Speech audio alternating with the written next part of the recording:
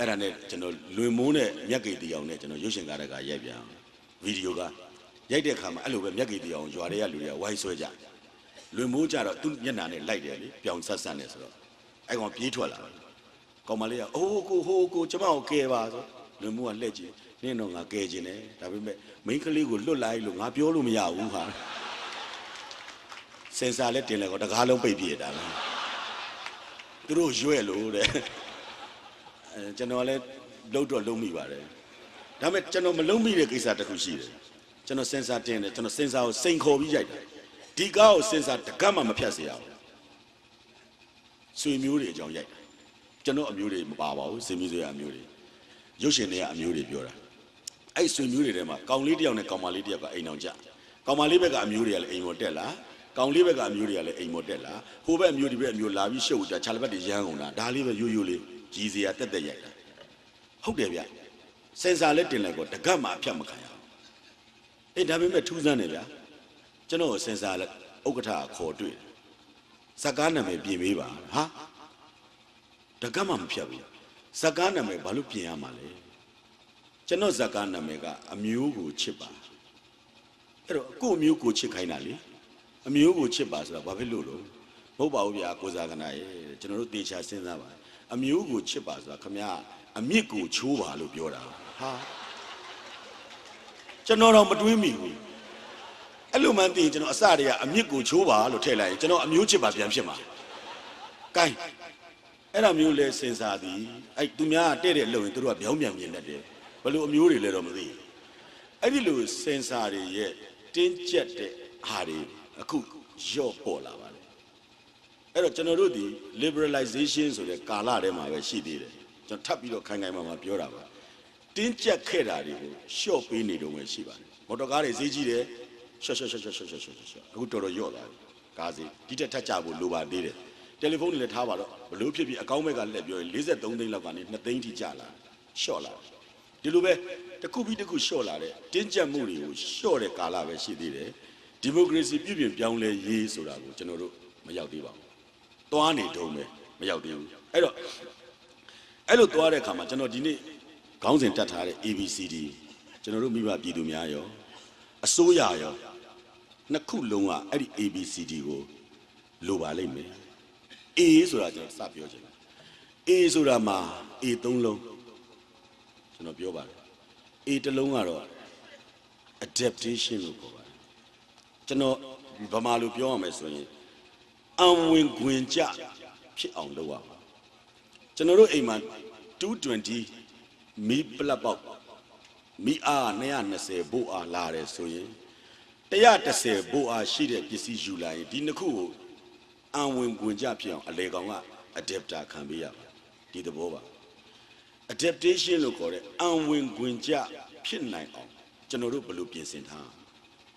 ကျွန်တော်တို့ကလာမဲ့ပြောင်းလဲလာမဲ့နိုင်ငံနောက်ပေါ်လာမဲ့နိုင်ငံအဲ့ဒီနဲ့ကျွန်တော်တို့အံဝင်ခွင်ကြတကယ်ဖြစ်ပါလားကျွန်တော်တို့စိတ်တွေအဲ့ဒီနဲ့အံဝင်ခွင်ကြတကယ်ဖြစ်ပါလားကိုအရင်စမ်းစစ်ဖို့လိုပါတယ်ကိုယ်တိုင်ကလက်ခံနိုင်ပြီဆိုရင်အံဝင်ခွင်ကြဖြစ်ပါလားတစ်အံဝင်ခွင်ကြဖြစ်ရပါလိမ့်မယ် A adaptation ပေါ့နောက်တစ်ခုကတော့ assess ကျွန်တော်တို့ကဒီဇက်ယုံပေါ့ဒီဇက်ယုံကိုဘယ်ကဝင်ရမလဲဝင်ပေါက်ကဟိုအပေါက်ကအဲ့ဒီအပေါက်ကဝင်ရမယ်အဲ့ဒါ access ပဲကျွန်တော်တို့ဘယ်လမ်းကသွားရမလဲအိမ်အပေါ်ဓာတ်ကိုသွားခြင်းလေကားကတက်ရမယ်အဲ့ဒါ access ပဲကျွန်တော်တို့လမ်းသိရပါလိမ့်မယ်အဲ့တော့ဒီမှာကွန်ပျူတာသုံးတတ်တဲ့လူတွေလည်းရှိပါလိမ့်မယ်ကျွန်တော်တို့ internet သုံးတဲ့လူတွေလည်းရှိပါလိမ့်မယ် internet ထဲမှာဘာရှာမလဲ internet ဆိုတာယေရနာတိုက်ကြီးပါကျွန်တော်တို့ Google လေးကိုဝင်ကြပါတယ်အဲ့ဒီ Google ကနေ access လုပ်မှကျွန်တော်တို့ရှာချင်တာရှာလို့ရပါတယ်ကိုယ်သဘောနဲ့ကိုငါတို့ကဘာတွေ့ internet ဆိုရင်ပြီးရောกว่าဆိုကောက်ရိုက်လို့မရပါ Gmail သုံးရင်လည်း Google ကသွားမှာ Facebook သုံးရင်လည်း Google ကသွားမှာကျွန်တော်တို့ access ဆိုတာအဲ့ဒါကိုပြောတာကျွန်တော်တို့ကလေခွင်လေတွက်ကောင်းကျင်နေဆိုရင်ပရင်းမောက်ဖွင့်ရမှာပဲအဲ့ဒါ access ပဲအဲ့တော့ပထမအဆင့်အံဝင်ခွင်ကြ A adaptation အံဝင်ခွင်ကြဖြစ်ရမယ်ဒုတိယ A ကျွန်တော်တို့ access လုပ်ကြရပါမယ် democratic country လို့ခေါ်တဲ့ဒီမိုကရေစီပြုပြင်ပြောင်းလဲရေးလုပ်တဲ့နိုင်ငံတစ်ခုကိုသွားမှာဘယ်လမ်းသွားရမလဲဆိုတာမှမသိရင်ကျွန်တော်တို့ဘယ်လိုလုပ်ကြတိုင်းပြည်ကိုခေါင်းဆောင်နေတဲ့တမ္မရပဲဖြစ်ဖြစ်နိုင်ငံရေးနဲ့ပတ်သက်တဲ့ခေါင်းဆောင်တွေပဲဖြစ်ဖြစ်ဘယ်သူကဘယ်လမ်းသွားရမလဲလို့ပြောလဲဘယ်သူမှမပြောနိုင်ဘူးပြန်စဉ်းစားကြည့်ပါကျွန်တော်တို့ရဲ့ဖျားဒီမှာတခြားဘာသာဝင်တွေပါရင်ခွင့်လွှတ်ပါဗုဒ္ဓဘာသာဖြစ်တဲ့အတွက်ကျွန်တော်တို့ရဲ့ဖျားပထမဦးဆုံးဟောတဲ့တစ္ဆာ၄ပါးတရားမှာကျွန်တော်တို့လူသားအားလုံးရဲ့ကြွရလွတ်ရသည်နိဗ္ဗာန်ပဲဘာမှစဉ်းစားနေစရာမလိုတလန်းနဲ့ပြောခဲ့တာနိဗ္ဗာန်ကျွန်တော်တို့သွားရမယ်လမ်းဒီနိဗ္ဗာန်ဒါပေမဲ့ဖခင်အင်မတန်ကောင်းစွာခုခေတ်ဆိုရင်တော့ presentation ပေါ့ဗျာတင်ပြတာဘယ်လောက်ကောင်းခဲ့လဲဆိုတော့အဲ့ဒီနိဗ္ဗာန်ကိုသွားရမယ်လမ်း၈လမ်းဆိုပြီးတော့မဂ်ကင်၈ပါးပြခဲ့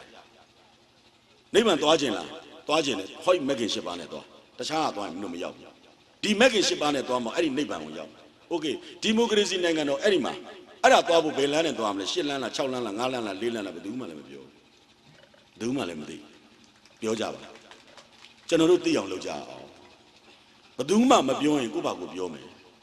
ကိုယ့်ဘာကိုသိအောင်လုပ်ကြအောင်လာမယ့်နိုင်ငံတော်တည်ကြီးနဲ့ adapt အဝင်ခွင့်ကြဖြစ်ဖို့ assess ကျွန်တော်တို့သွားရမယ်လမ်းကိုကျွန်တော်တို့ရှာကြရအောင်โอเคရှာကြပြီကျွန်တော်တို့ရဲ့ attitude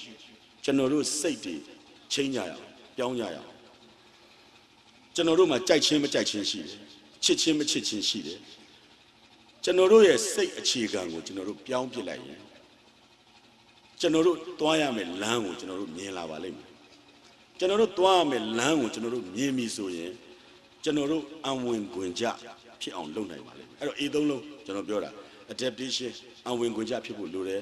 နှစ်အဝင်ခွင့်ကြဖြစ်ချင်ကျွန်တော်တို့ assess လုပ်နိုင်ရမယ်ဘယ်လမ်းသွားရမလဲသွားဖို့လမ်းကို attitude လို့ခေါ်တဲ့ကျွန်တော်တို့ရဲ့စိတ်အခမ်းကိုကျွန်တော်တို့ပြောင်းပြရကျွန်တော်တို့စိတ်အခမ်းဆိုတာမဆလာခေတ်ကကြံတဲ့အစိတ်အခမ်းပြင်လိုက်တော့မရှိတော့ဘူးနဝဒခေတ်ကပြင်လိုက်တော့မရှိတော့ဘူးမနေ့ကပြင်လိုက်တော့မရှိတော့ဘူးကျွန်တော်တို့ဒီနေ့ညကျွန်တော်ပြင်လို့ရပြီဆိုပါတော့အဲ့ဒါကို assess ဘယ်လိုလုပ်ရမလဲလမ်းဘယ်လိုရှာရမလဲရှင်းတုန်းကဆိုရင်ဘယင်နေရုပ်ဖြတ်ပြီးတော့တိုင်းပြည်မှာစနေနာအလုံးလည်းကြားဖို့နေကြပါပုံပြင်နေမှာဘယင်တွေကအရင်တုန်းကဘယင်တွေကသူတို့တိုင်းပြည်သားတွေကချစ်သလားမချစ်သလားချစ်သလားမုန်းသလားပြောပါလားမေးစရာမလိုဘူးပေါ့တိုင်းပြည်သားတွေကိုသူတို့ရုပ်ဖြတ်ပြီးတော့လိုက်ပြီးစနေနာအဲ့လိုစနေနာတဲ့ delay အတိုင်းပေါ့ဟောဒီနေ့ခေတ်ခါမှာလဲတမရသူ့ကိုတိုင်းပြည်သားတွေကတကယ်ချစ်သလားတကယ်မချစ်ဘူးလားသူ့နောက်မှာပါသလားမပါဘူးလားသိကျင်တော့စနေနာအဲ့တော့စနေမနာခင်မှာသူကအရင်တည်းလွှင့်လိုက်တယ်တမရကြီးတိုင်းပြည်သားတွေကသူ့စကားလဲနားမထောင်ဘူးသူ့ကိုလည်းမချစ်ဘူးမကောင်းပဲပြောနေကြတယ်ဒီတော့ကြောင့်နိုင်ငံတော်တမရစိတ်ညစ်ပြီးတော့ကိုဓာတ်စီလောင်းပြီးသေတော့မယ်ကျင်ညာလိုက်တယ်ပြီးတယ်ပြီးတော့သူ့ကိုသူရုပ်ဖြတ်ပြီးတော့နေပြီးတော့တခွင်လှဲ့လေဈေးထဲလဲရောက်သွားလှဲ့သွားလဲကြည့်လိုက်ကိုလူတွေကဖလားတစ်လုံးစီနဲ့ကျွန်တော်တို့ရဲ့နိုင်ငံတော်တမရကြီးစိတ်ညစ်လို့သူ့ကိုသူတတ်သေးတော့မယ်ဓာတ်စီလောင်းပြီးမီးရှို့လို့အဲ့ဒါကြောင့်တရာတအားနေများမစိုးပတ်စံလေးများထည့်ကြပါဟာလူတွေကပတ်စံတွေဝိုင်းထည့်သမဏကြည့်ဩငါမားပြီလူတွေကငါ့ကိုချစ်တာပဲငါမချစ်ဘူးမှလို့နောက်တနေရာရောက်သွားကျောင်းထိပ်ရောက်သွားကျွန်တော်တို့ရဲ့ချစ်ရဆိုတဲ့သမဏကြီးသူ့ကိုသူဓာတ်စီလောက်မီးရှို့မှမလို့တရာတအားနေများမစိုးခွာဟာလူတွေကပတ်စံတွေထည့်ကြည့်လို့ဟုတ်လားဘာတွေထည့်နေတနေရာပြီးတနေရာရောက်သွားလိုက်တာဖလားတစ်လုံးနဲ့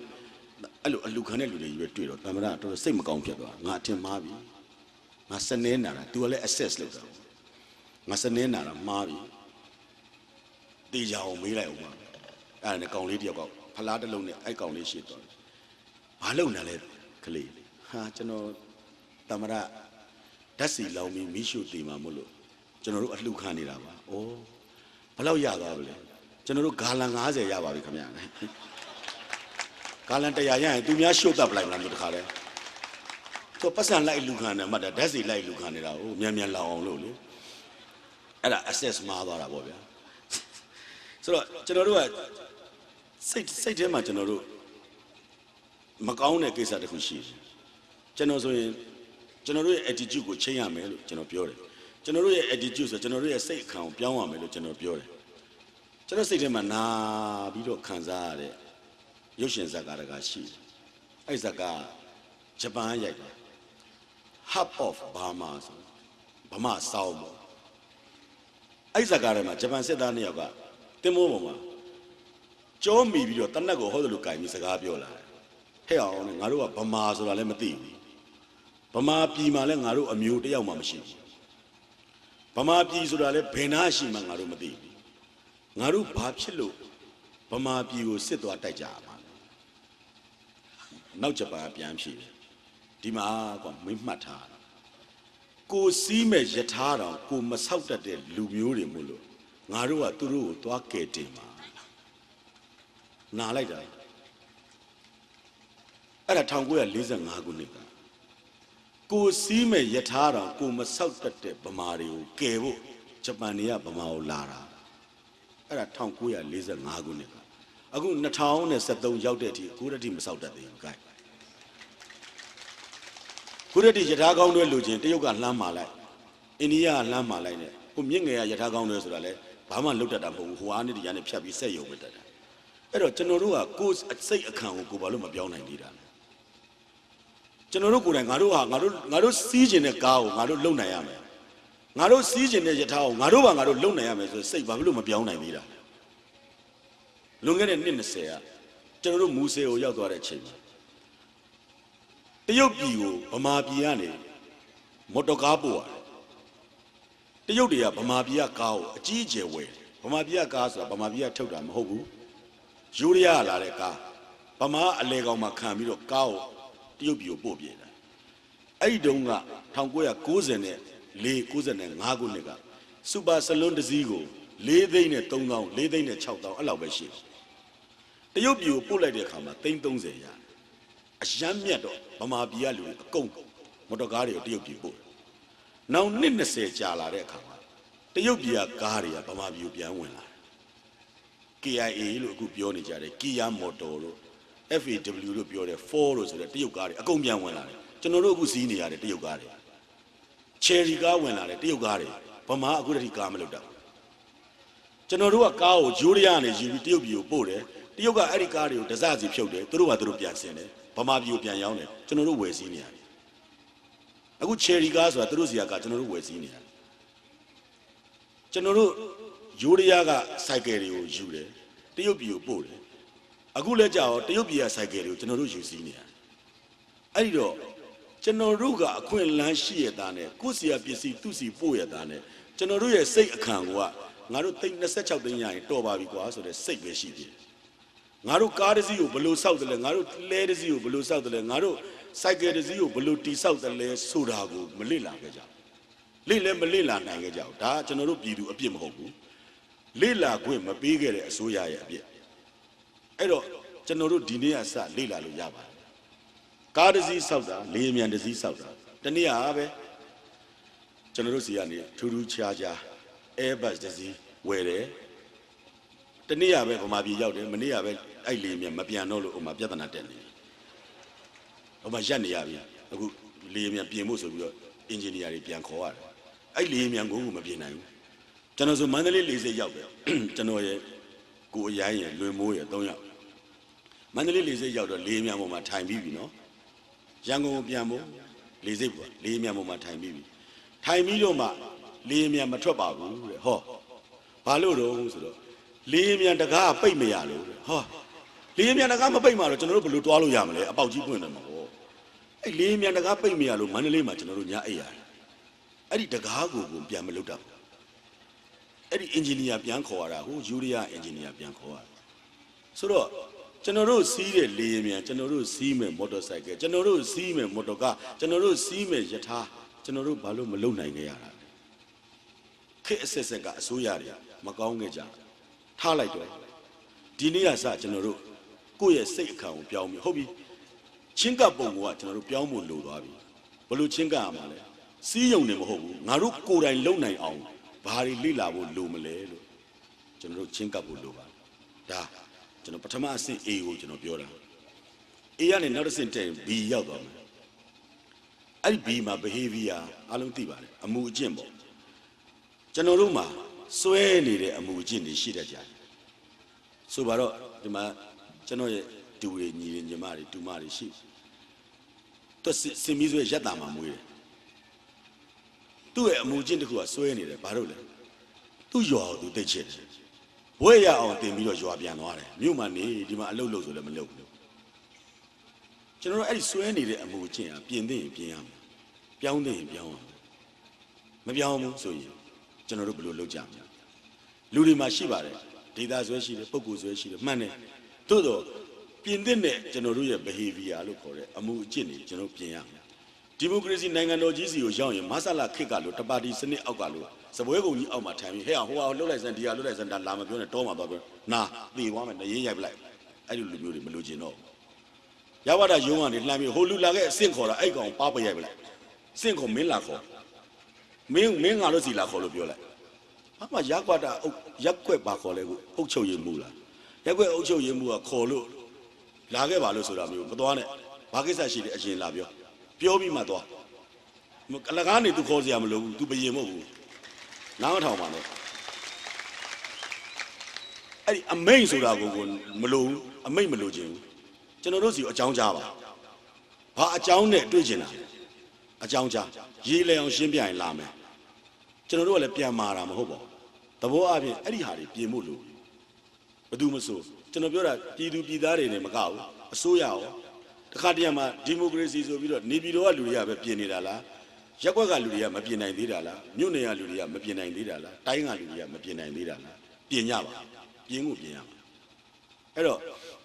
ဆိုပါတော့အဝေးပြေးကားကြီးစီးပေါ်မှာခကြီးတွေကပါလာလက်မရောင်းတဲ့ကောင်မလေးပေါ့မိန်းကလေးပေါ့အဲ့ကောင်မလေးကလမ်းလည်ကောင်ကနေဖြတ်လျှောက်သွားတော့ဘေးနားမှာထိုင်နေတဲ့ခကြီးတွေခြေထောက်ကိုတက်နေပြီ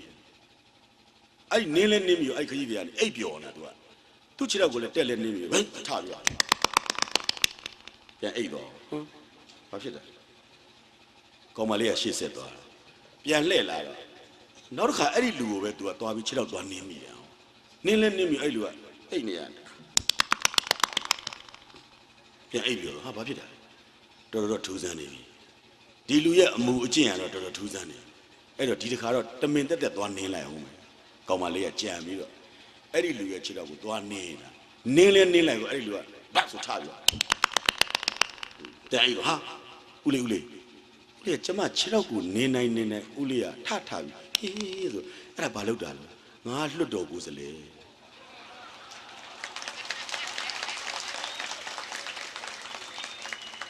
လွတ်တော်တဲ့ငါအိတ်နေဘေးကအဲ့လိုနင်းဘေးကငါလက်ခုပ်ထားတာကြည့်ရအဲ့ဒီအမူအကျင့်တွေပြင်ဖို့လိုပါပြီအဲ့ဒါကျွန်တော်ပြောချင်တဲ့ behavior ပဲကျွန်တော်တို့လည်းပြင်သူတို့လည်းပြင်ကြပေါ့နောက် B တစ်လုံးဟော B 3လုံးလို့အနေဦးပြကျွန်တော်ဒီနေ့ည A 3လုံးတွေ B 3လုံးတွေပြောတော့မနေ့ကတော့အဲ့ဒါတွေမထိုးကြနဲ့နော်ကျွန်တော်မွေးကနန်းပေးနေတာမဟုတ်ဘူးအဲ့တော့ B နောက်ဒုတိယ B က balance ဒီဒေတာလူတွေအကျွမ်းကျင်ဆုံးပဲကျွန်တော်ငငယ်တုန်းကကျွန်တော်ရောက်တယ်သိတယ်အကုန်စပိန်းစီးတတ်တယ်အခုဆိုစိုက်ကယ်တွေစီးကြတယ်ဘိန်းနှလုံးပဲရှိတဲ့ပစ္စည်းအပေါ်မှာတက်ထိုင်လိုက်တာဘာကြောင့်ထိုင်နိုင်တာလဲဘာကြောင့်မောင်းနိုင်တာလဲမသိဘူးရုပ်တရက်ဆိုရိုးလေးပါ balance ကျွန်တော်တို့ဟန်ချက်ကိုထိန်းနိုင်လို့စီးနိုင်တယ်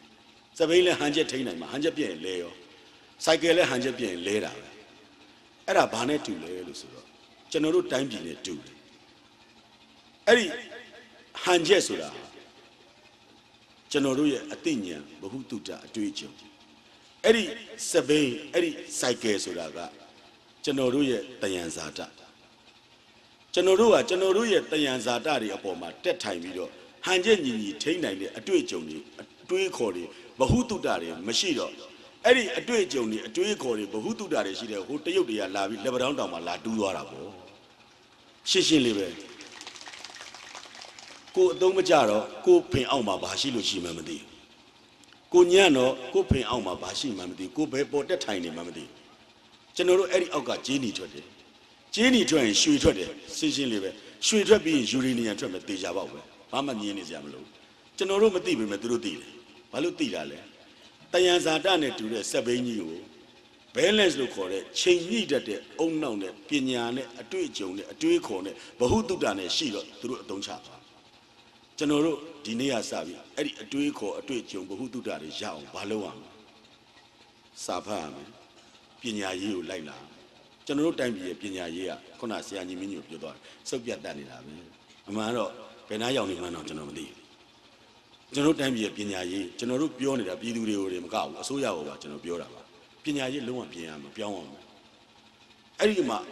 ကျွန်တော်တို့အတွေးခေါ်အတွေ့အကြုံဘဟုတုတ္တဆိုတာဖြစ်လာတယ်အဲ့ဒါမှကျွန်တော်တို့ရဲ့တယံဇာတကိုကျွန်တော်တို့ချိန်ညှိပြီးတော့စီးနိုင်တယ်တော့ဒုတိယ B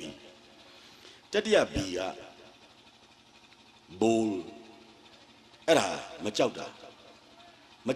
လို့ကျွန်တော်ပြောတာဂယုမဆိုင်တာနဲ့မတူပါဘူးဒါမှန်တယ်လို့ထင်မှန်တဲ့ဘက်မှာရက်တည်ရဲရမယ်ဒါမှားတယ်လို့ထင်မှားတဲ့အလုပ်ကိုဘယ်တော့မှမလုပ်နဲ့မှားတဲ့ဘက်မှာဘယ်တော့မှမနေနဲ့မှန်တဲ့ဘက်မှာပဲနေအမှန်တရားဘက်မှာရက်တည်ရဲတဲ့တတ္တိရှိပါအဲ့ဒါအရေးကြီးတယ်ဒီစကားကျွန်တော်တို့ဘာလို့ပြောရလဲကျွန်တော်တို့တိုင်းပြည်မှာအရင်ကသူများတွေကမေးတယ်ကျွန်တော်အရန်နာမင်းတို့ဗမာတွေဘာလို့စင်းရဲတာလဲဟာငါတို့ကအစိုးရကိုမကျေနပ်ဘူးအစိုးရကိုမကျေနပ်တော့တဲ့တယ်လည်းမပြောရဲဘူးအကျေကြီးလည်းမပြောရဲဘူးကြောက်တော့အိမ်ထဲဝင်ပြီးတော့တူနဲ့ကြိတ်ပြီးတော့ဆဲရင်ဆင်းရဲသွားတာကဲမကောင်းလိုက်တဲ့စကားကျွန်တော်ဖြင့်ရှက်တာဘာကိစ္စကျွန်တော်တို့ကကြိတ်ပြီးဆဲရမှာလဲပြောင်ဆဲရမှာပေါ့တင်ဆဲရမှာမကျင်နိုင်မကျင်တတ်ဘူးပြောရမှာဘာငြိမ်ခံနေစရာလို့လဲအဲ့ဒီဘိုးဆိုတော့ကျွန်တော်ပြောချင်တာအဲ့ဒါပါညနေကခုနဆရာညီမညောပြောသွားတယ်ညနေကတဲကုန်းမြို့ကပြိတ္တများနဲ့အောင်ဆန်းစာကြည့်တိုင်းမှာတွေ့တော့ဘဝကိုတဲ့ဘာဖြစ်တယ်ဆိုလည်းမသိပါဘူးထားပါတော့အဲ့မကြောက်တဲ့စိတ်နဲ့ဖြတ်တန်းဘလို့ဖြတ်တန်းလဲပေါ့နော်ကျွန်တော်မေးတယ်ကျွန်တော်ကြောက်တာပေါ့ဘာလို့မကြောက်ဘူးကျွန်တော်လူပဲတရေတော့မကြောက်ဘူးဒါပေမဲ့ကျွန်တော်ဘာကြောက်လဲကျွန်တော်မဟုတ်တာပြောမိမှကြောက်တယ်မမှန်တာလုပ်မိမှကြောက်တယ်ကျွန်တော်တို့ကြောက်အောင်မှာအဲ့ဒါပဲကျွန်တော်တို့မကြောက်အောင်မှာလာတာမှန်လို့ကတော့ဘယ်တော့မှမကြောက်နဲ့ရင်ဆိုင်ရဲရမယ်အဲ့ဒါကိုတော့အကုန်စိတ်ထဲမှာပြင်ပြဖို့လိုပါတယ်တစ်ခါတည်းမှာပြောတယ်မင်းတို့နိုင်ငံရေးကြောက်လို့မပြောပါနဲ့ငါတို့ကကြောက်တယ်ဘာလို့ကြောက်အောင်နိုင်ငံရေးကြောက်မပြောလို့မရဘူးပြောရမှာအဲ့တော့ကျွန်တော်ညနေရလဲရှင်းပြခဲ့ပြီးသားဆိုတော့ကျွန်တော်ဒီနေရာမှာအကျေကြီးမပြောတော့ဘူးအဲ့တော့ကြောက်စရာလိုတယ်ကြောက်စရာမလိုဘူးဆိုတဲ့ကိစ္စမှာအဲ့ဒါပဲအဲ့တော့ကျွန်တော်တလောကဆောင်းမတဲ့ဘုဖာအဲ့ဆောင်းမတဲ့မှာဗာရေးထားလဲဆိုတော့ဘတ်စကားကြီးပေါ်မှာခရီးတယ်ကောင်မလေးတယောက်ထိုင်လိုက်လာအဲ့ဒီကောင်မလေးကဘေးမှာကလားကြီးနှစ်ယောက်ကပါလာတယ်ကလားကြီးနှစ်ယောက်ကကောင်မလေးကိုညှက်ပြီးထိုင်လာအဲ့ဒီကလားကြီးတယောက်ရဲ့ခြေထောက်တစ်ဖက်ကပေါင်တစ်ဖက်ကကောင်မလေးအပေါ်တော်ရောက်နေတယ်ဘသူကမှမပြောကြဘူးဒီကလားကြီးစပယ်ယာတွေကလည်းမပြောဘူးကလားနှစ်ကောင်ဟိတ်လူတွေမသိတော့ဘူးလို့မပြောဘူးဘယ်ခရီးတယ်မှလည်းမပြောဘူးတဲ့သူတို့ဘာကိုကြောက်နေကြတာလဲဟောဗျာကျွန်တော်ဖတ်ပြီးတော့မှအဲ့ရေးတဲ့လူကဘာလို့မပြောတာလဲအဲ့တုန်းက तू လည်းပြောပါလား तू မြင်တယ်လေဒီကလေးမလေးအပေါ်မှာအဲ့ဒီကလားဖိုးကြီးနှစ်ယောက်ကခြေထောက်ကြီးတင်ပြီးတော့တလန်းလုံးထိုင်လာတာ तू မြင်ရတဲ့ဘာလို့စာအုပ်ပေါ်မှာလာရေးနေလဲအဲ့တုန်းကပြောလိုက်ပြောရင်ရေးနေစရာမလိုဘူးကျွန်တော်တို့လည်းအလုတ်ရှုပ်ခံပြီးဖတ်မနေဘူးသူတဲ့တန်ဖိုးရှိတာတွေကျွန်တော်တို့ဖတ်လို့ရတယ် तू ပြောလိုက်ပါလားမှန်တယ်ထင်ရင်မှန်တယ်လေအချိန်မှာဟောဒီအချိန်မှာပြောကိုပြောအခြားအချိန်ကိုကျွန်တော်တို့ဆွဲလို့မရဘူးအဲ့တော့ဘိုးဆိုတာကျွန်တော်ပြောချင်တာအဲ့ဒါပါအဲ့နမူနာကျွန်တော်တစ်ခုလောက်ပြောချင်တယ်ဒီဒေသမှာအားလုံးသိကြပါတယ်ကျွန်တော်ကြီးပဲပြောနေလို့မကောင်းဘူးအတန်လည်းနည်းနည်းနာတယ်မိဘပြည်သူဘက်ကလည်းနည်းနည်းလေးပြန်ပြောပေးပါနှံကောင်တစ်ကောင်ဘယ်လောက်များခုံနိုင်လဲမသိနှံကောင်တစ်ကောင်အမြင့်ဘယ်နှပေလောက်ခုံနိုင်လဲဘယ်လောက်လောက်ဘယ်နှတောင်လောက်ခင်ဗျာနှစ်ပေလေးပေလေးပေတဲ့ငါးပေတဲ့ဒီဘက်ကရောသုံးပေနည်းနည်း6ပေနောက်ကော10ပေတွေပါရှိအောင်မလားတော်ပါတယ်9ပေခုံတယ်ဗျနန်ကောင်တကောင်ရဲ့အမြင်အဲ့တော့ပြောစရာကောင်းပါလေအခုလိုကဲအဲ့လိုကြောက်ဖြေတော့မကောင်းလားကဲကျွန်တော်တို့အပြန်အလှန်ပြောကြတာကျွန်တော်တို့ဟောပြောပွဲတွေကြောက်တယ်ဆိုတာကျွန်တော်အဲ့ဒါပဲကျွန်တော်စင်မောကနေကြီးပဲကိုပြောချင်တာတွေရှောက်ပြောပြီးပြန်သွားပြိတ္တလည်းဘာမှမသိဘူးကျွန်တော်လည်းပြန်သွားအေးရောဘာမှမသိဘူးတယောက်နဲ့အပြန်အလှန်ပြောရတာကျွန်တော်ဝန်တာတယ်ဘာကြောင့်လဲဆိုတော့မဆလာခေတစ်ခေတ်လုံးနာဝတခေတစ်ခေတ်လုံးစင်မောကပြောချင်တာပြောပြီးထိုင်နားထောင်ခဲ့ရတာကြာပြီဟ အခုကျွန်တော်တို့အပြန်အလှန်ပြောကြဆိုအဲ့တော့အခု9ပေလို့ပြောတာမှန်ပါတယ်9ပေနှံကောင်တစ်ကောင်ဟာ9ပေခုံတယ်ကျွန်တော်တို့ထောင်ထဲမှာတွေ့ခဲ့ရတဲ့အတွေ့အကြုံကျွန်တော်ထောင်ချောင်းတိတ်မပြောချင်ပါဘူးပြောစရာလည်းကောင်းတဲ့အရက်လည်းမဟုတ်ဘူးထောင်ဆိုတာလည်းရွှေကုံဘုရားဘူးသွားတယ်လို့မျိုးလည်းမဟုတ်ဘူးအဲ့တော့ဒါပြောနေစရာမဟုတ်သို့တော့နမူနာပြောတာပါနှံကောင်တစ်ကောင်ခုံနိုင်တဲ့အမြင်က9ပေအဲ့ဒီနှံကောင်ကိုအဲ့ဒီခွက်နဲ့ဟောလို့အုပ်လိုက်နှံကောင်က